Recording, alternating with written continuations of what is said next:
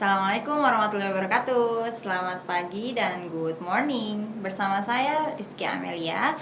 Sebelum kita mulai pembelajaran ini, jangan lupa absen di kolom komentar ya.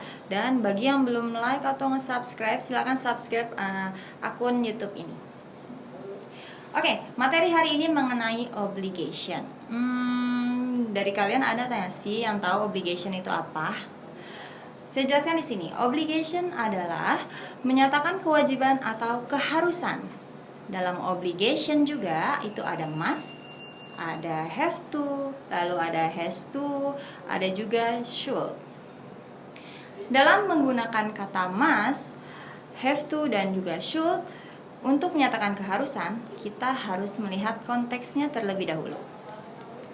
Must digunakan untuk menyatakan kewajiban atau keharusan yang tidak bisa ditolak menurut si pembicara. Oke, mari kita lihat contohnya ya. I must see the doctor. Saya harus pergi ke dokter. Dari kalimat I must see the doctor, si pembicara merasa bahwa dia harus pergi ke dokter saat itu juga. Gitu. Untuk contoh yang kedua, she must talk to Mr. Kate at 6 or she will get fired. Dia harus berbicara dengan Mr. Kate jam 6 atau dia akan dipecat. Dalam konteks ini menunjukkan bahwa dia perempuan harus bertemu dengan Mr. Kate sebelum jam 6 dan tidak boleh lebih dari jam 6. Karena apabila dia datang lebih dari jam 6, Mr. Kate akan memecat dia. Oke, untuk contoh yang ketiga, his condition is getting worse. He must quit smoking. Kondisinya semakin memburuk, dia harus berhenti merokok.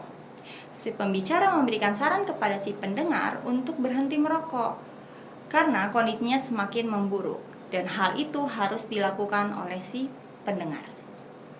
Oke, lanjut ke bagian berikutnya. Ada have to dan juga has to.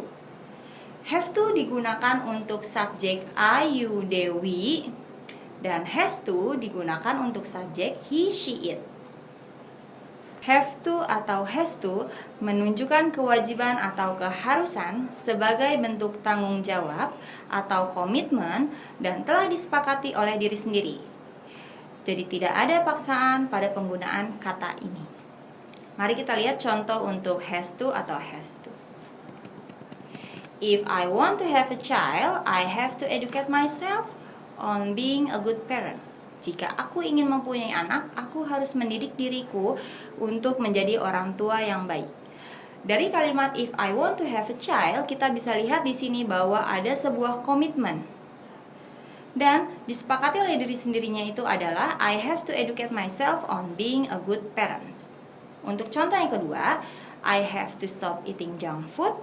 I don't want to get fat. Aku harus berhenti makan makanan cepat saji. Aku tidak mau jadi gendut. I have to stop eating junk food termasuk dalam kategori kalimat komitmen. Dan I don't want to get fat, dia mensepakati komitmennya dia tersebut. Contoh yang terakhir, the class is about to start, we have to pay attention. Kelas akan segera dimulai, kita harus memperhatikan. The class is about to start adalah bentuk tanggung jawab. Kenapa bentuknya tanggung jawab? Karena kamu adalah seorang siswa. Jadi tanggung jawabmu sebagai siswa adalah masuk kelas. Ketika kelasnya sudah dimulai, we have to pay attention. Kita harus memperhatikan kelasnya. Itu adalah sebuah komitmen yang telah kamu sepakati. Oke, next. Dan yang terakhir ada should. Should digunakan untuk memberikan saran, di mana should sendiri memiliki arti harus atau seharusnya. Should biasanya banyak digunakan untuk memberikan masukan atau usulan terhadap suatu hal. Tetapi makna should ini tidak wajib untuk dilakukan. Kamu terima sarannya boleh, tidak terima sarannya juga boleh. Level should ini lebih rendah daripada level must, di mana must itu harus kamu kerjakan, tetapi should kamu memiliki pilihan untuk dikerjakan atau tidak dikerjakan. Oke, contoh dari kalimat yang mengandung kata should sebagai berikut. You should try traveling to Bali. Kamu harus mencoba jalan-jalan ke Bali. Maksud dari kalimat ini adalah Si pembicara memberikan kamu saran untuk jalan-jalan ke Bali, tetapi kamu boleh menolak saran tersebut dengan alasan saya maunya pergi ke Jogja. I want to go to Jogja, not Bali. Jadi kamu boleh memberikan saran seperti itu.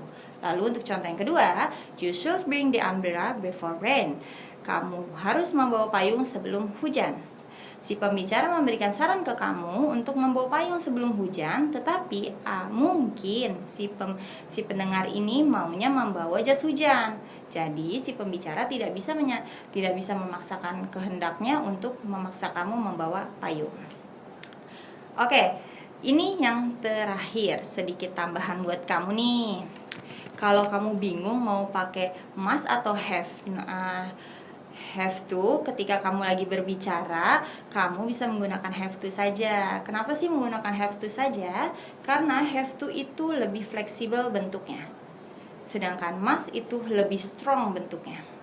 Kalau misalkan kamu salah dalam penggunaan kata must, kamu bisa salah juga dalam pengartiannya.